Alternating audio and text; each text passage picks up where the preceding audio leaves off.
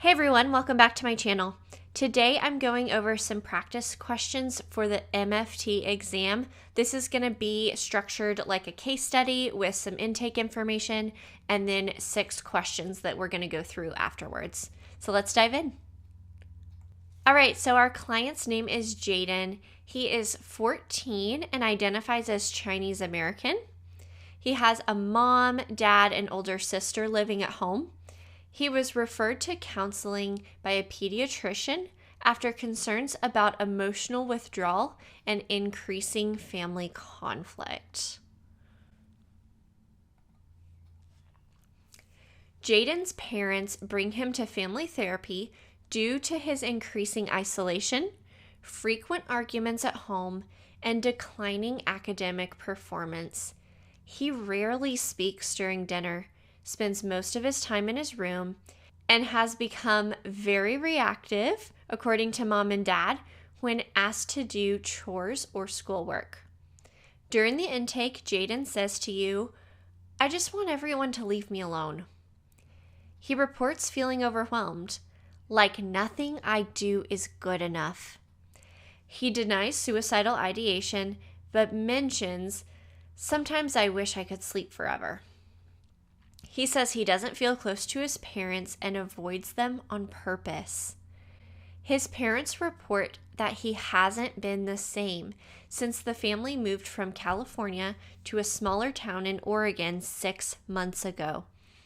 They describe themselves as a high-achieving family and express frustration that Jaden isn't trying hard enough. The older sister, Emily, reports she often tries to intervene during fights, but then she ends up getting yelled at too. Family history and structure. Linda, the mom, immigrated from Taiwan at the age of 9. She works as a pharmacist and is highly involved in Jaden's academic life. Wei, his father, is an engineer who frequently travels for work. He values discipline and strong character.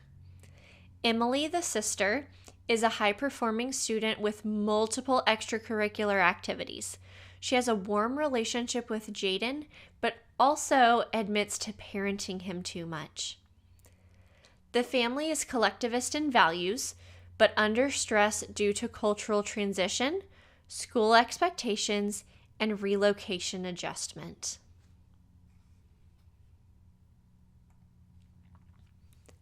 So, some initial observations during the first session. Jaden avoids eye contact. His arms are crossed, and he remains quiet until directly addressed. Linda speaks for Jaden and becomes tearful, describing her fears for his future. Wei appears frustrated and emphasizes discipline and not making excuses. Emily sits between the parents and Jaden, often interjecting to calm things down.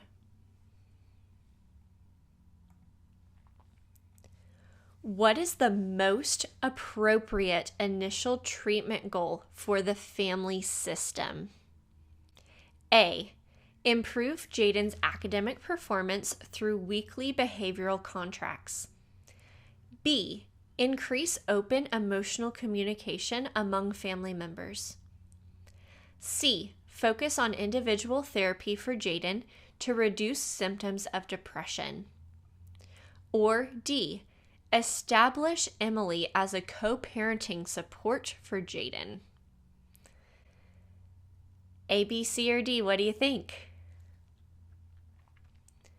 Well, the answer is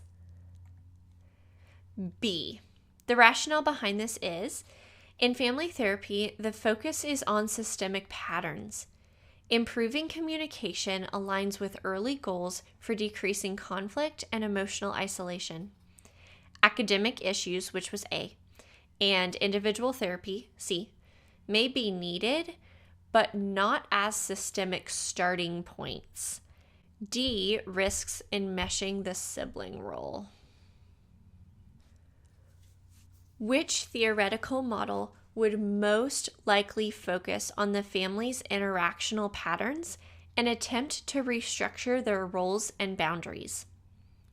A. Structural family therapy. B. Strategic family therapy. C. Bowen family systems therapy. Or D. Narrative therapy. And the answer is A.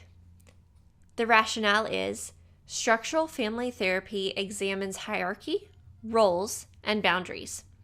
So Emily's parentified role or Linda's overfunctioning. Strategic family therapy is more symptom focused. Bowen would emphasize multi-generational transmission, and narrative centers on reauthoring stories. What systemic issue should the therapist most consider when working with this family? A. Jaden's potential learning disability. B. The family's collectivist cultural values and expectations. C. The sibling rivalry between Emily and Jaden. Or D. The family's socioeconomic status following the move. And the answer is B. Cultural expectations around achievement, emotion, and parental authority are critical to conceptualize this family's dynamics. While the other answers may be relevant, B directly informs relational and systemic context. Which intervention is most appropriate to reduce triangulation between Emily, Jaden, and their parents? A. Encourage Emily to take on more responsibility to support Jaden. B. Create individual safety plans for both children. C. Facilitate direct communication between Jaden and parents without Emily mediating. Or D. Suggest a sibling-only session to process emotions. And the answer is C. Triangulation can be reduced by restructuring interaction patterns, helping Jaden and his parents speak directly without using Emily as a go-between. A increases the enmeshment. B is not indicated. D may help sibling dynamics but doesn't address the central issue.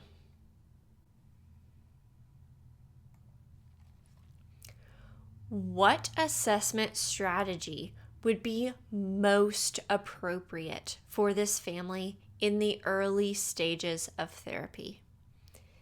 A. Administer the Beck Depression Inventory to Jaden. B. Use a genogram to explore family roles and intergenerational patterns.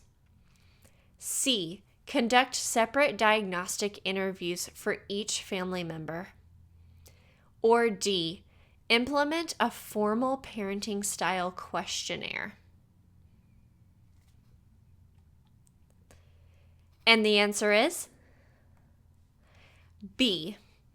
A genogram allows systemic exploration of family roles, cultural legacies, and relational dynamics.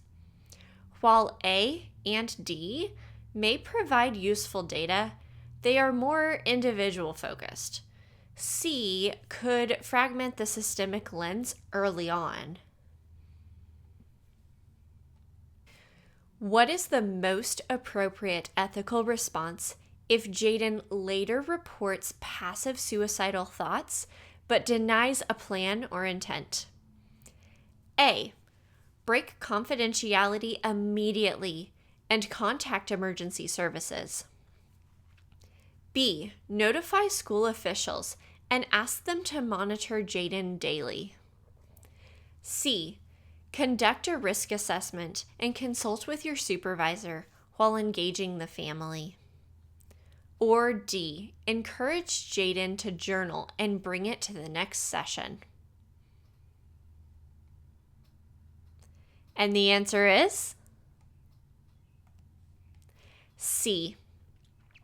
Passive suicidal ideation requires formal assessment and documentation.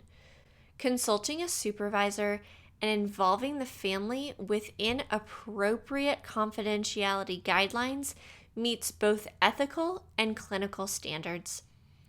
Immediate hospitalization, which was A, is not indicated unless imminent risk is established. Thank you so much for watching through the end. Please like this video if you find it helpful, and comment below to let me know how you did on these practice questions. Also, don't forget to subscribe and hit the bell notification so you don't miss out when I post more videos like this. Please also share the video with a classmate or friend who might also find this helpful. I wish you all the best of luck on your journey towards becoming a therapist.